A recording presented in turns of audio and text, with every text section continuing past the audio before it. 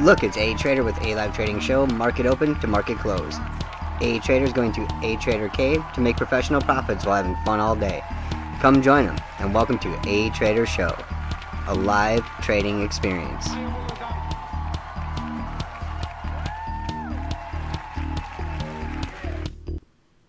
I'm A Trader. We're taking a look at technical and fundamental trading. I'm trying to keep this as educational as possible, not allowing my opinion to break through too much on either side. It's really neat to take a look at both of these together because a lot of people are one-sided with one way or the other. This looks at the positives and the negatives of both.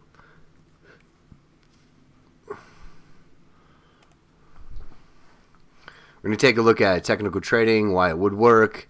We're going to see, the benefits of fundamental, the benefits of technical trading, and why it does work. I found the Dow theory. The Dow theory states that investors who held back from buying a stock at its prior low will be anxious to buy as the stock approaches that level again. That level is called a support level. Support levels are very useful in technical trading.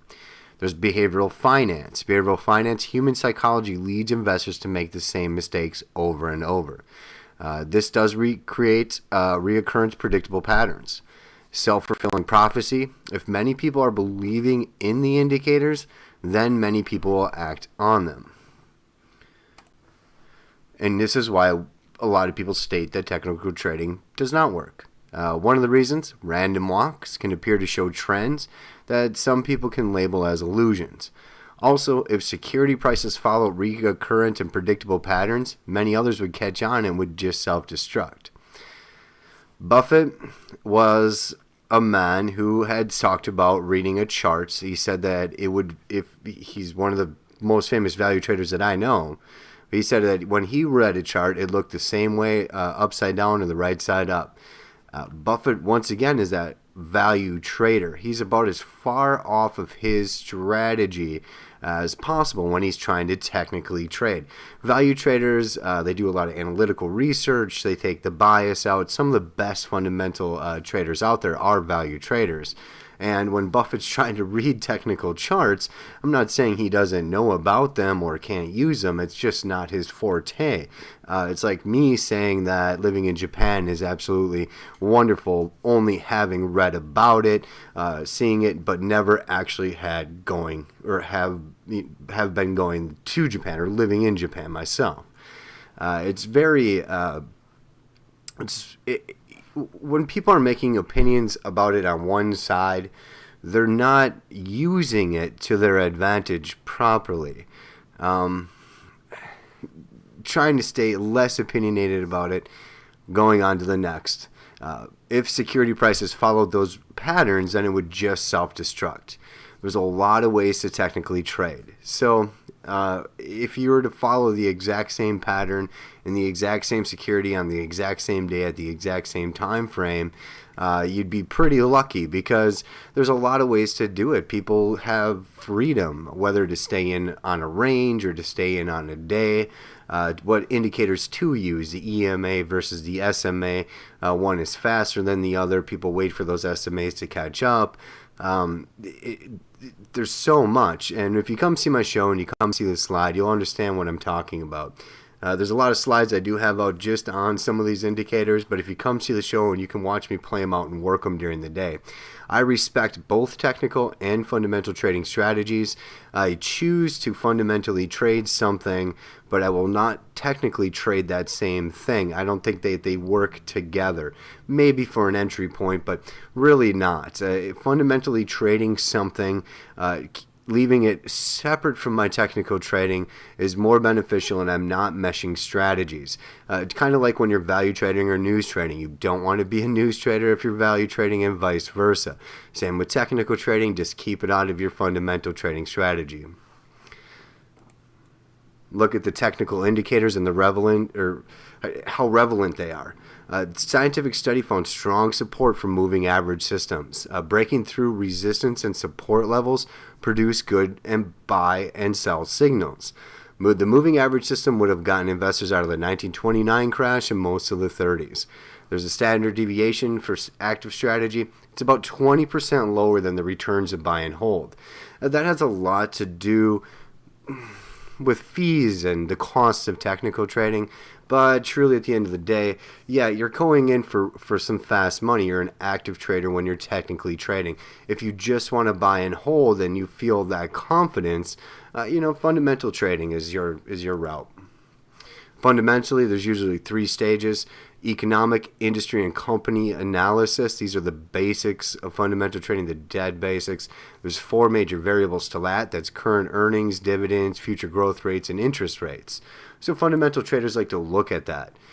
Here's where fundamental trading can fail. There's 2 major reasons for that: the nature of the task and data, and the behaviors of the traders themselves. You have to attempt to forecast future stream of earnings and dividends, often using incomplete and ambiguous data. Companies can give misleading data at times. They do it deliberately. Their random events are very cloudy. We'll talk about what the information is here. There's periodic failure of fundamental information. Fundamental analysis tend to exhibit a herd mentality in the face of uncertainty. If you are wrong and everybody else is wrong, it's a lot easier. So they just follow the herd, even though they may know the other side is right. But let's say everybody else was right and you were the only wrong one. Doesn't make you look so good. So if you were wrong while everybody else was wrong, psychologically, that's how fundamental traders should not be affected psychologically. They should be making the correct decisions. But that herd mentality within this system that we have, it's not going away. There's bias on stocks.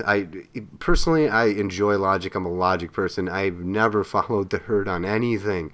And I don't see how people do it. But if you do follow the herd, I mean, it does have a lot of benefits financially if everybody's right. Because so many people will be right, and there'll be a lot of money involved in that. If you're even on both ends, I mean, if it's good or if it's bad, if you follow the herd and the herd is correct, profits are to be had. There's a lot of bias on stocks. Value traders are the best at overcoming that bias. That bias comes from a lot of fear from the people who work with the brokers and the companies. If they do not say positive things, they will not get any more information. They'll lose their job. It's a great capitalist machine. You got to toe the line.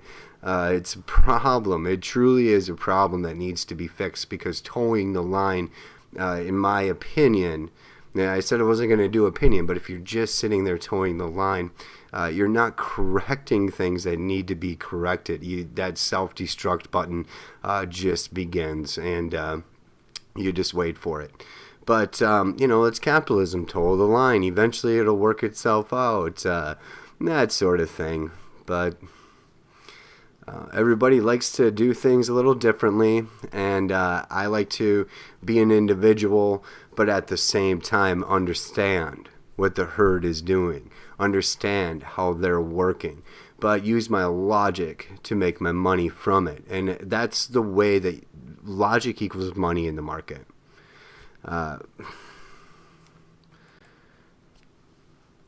conclude this, so I don't get too opinionated, both fundamental and technical produce fantastic and poor returns. They both do. Technical and fundamental do very well and very poorly. It's about how you manage the strategy.